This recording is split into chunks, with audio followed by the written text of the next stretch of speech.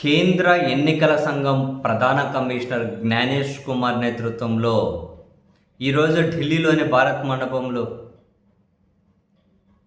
అత్యంత కీలక సమావేశం జరగబోతోంది. కేంద్ర ఎన్నికల కమిషనర్లు, రాష్ట్ర ఎన్నికల కమిషనర్లు, రాష్ట్ర ఎన్నికల సంఘానికి సీఈఓలు, మొత్తం దేశంలో ఉన్న అన్ని రాష్ట్రాలకు సంబంధించి కీలక అధికారులు, అంటే ఎన్నికల సంఘానికి సంబంధించి ఇంట్రెస్టింగ్గా కొందరు సాంకేతిక నిపుణులు, చాలామంది చట్టపరమైనటువంటి అవగాహన ఉన్నటువంటి నిపుణులు చాలామంది పాల్గొంటూ ఉన్నారు. ఇటువంటి సమావేశం 1999లో జరిగిందట. 27 సంవత్సరాల తర్వాత మళ్ళీ ఈరోజు ఢిల్లీలో జరుగుతుంది. ప్రధానంగా ఈవీఎంల భద్రతట, ఈవీఎంల ద్వారా ఎన్నికలు జరిపించడమే, ఈవీఎంల పారదర్శకత, దానికి సంబంధించి కొన్ని పవర్ పాయింట్ ప్రజెంటేషన్లు అండ్ ఎన్నికలు జరిపించడం మీద కొన్ని కీలకమైన దిశానిర్దేశాలు, ఇంకేమైనా ఎన్నికలు మరింత పారదర్శకంగా, అంటే ఇప్పుడు వీళ్ళు పారదర్శకంగా జరుపుతున్నారు లేదు వాళ్ళు చెప్పాలి, మరింత పారదర్శకంగా జరపాలి అంటే ఏం చేయాలనే దాని మీద చాలా కీలక సమావేశం అట. ఈవీఎంల భద్రత, పారదర్శకత మీద.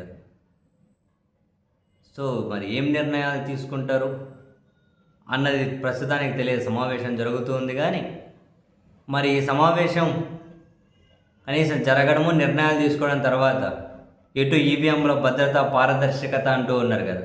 ఆంధ్రప్రదేశ్లో అర్ధరాత్రి ఓట్ల మ్యాజిక్ ఏందో అన్న సమాధానం చెబితే మంచిది.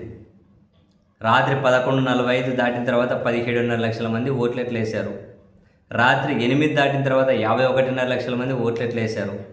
ప్రతి 8 సెకండ్లకు ఒకరు ఓటెట్లు వేశారు. అట్లెట్లా పాసిబుల్ అయింది? ఇవి చెబితే తర్వాత ఈవీఎంల భద్రత, ఈవీఎంల పారదర్శకత, సాంకేతిక నిపుణుల ప్రజెంటేషను, ఇవన్నీ తర్వాత సంగతి. అవన్నీ చేయండి. కానీ అర్ధరాత్రి ఓట్ల మ్యాజిక్ ఏందో చెప్పండి. ఆంధ్రప్రదేశ్లో ప్రతి 8 సెకండ్లకు ఓటు ఎట్లా వేశారో చెప్పండి. రాత్రి 8 తర్వాత 51.5 లక్షల మంది ఓట్లు ఎట్లా వేశారో చెప్పండి. ఎలక్షన్ కమిషన్ ఎందుకు ఇంత అనుమానాస్పదంగా ఆంధ్రప్రదేశ్లో వ్యవహరించిందో చెప్పండి. ఫలితాలు వచ్చిన 10 రోజులు తిరగకముందే ఆ వీవీప్యాట్ స్లిప్లు కాల్చేయమని ఎందుకు చెప్పారో చెప్పండి. తర్వాత పారదర్శకత మీద రౌండ్ టేబుల్ సమావేశాలు, పవర్ పాయింట్ ప్రజెంటేషన్లు మళ్ళీ ఇస్తారు. ఫస్ట్ దీనికి సమాధానం చెప్పండి అబ్బా సార్.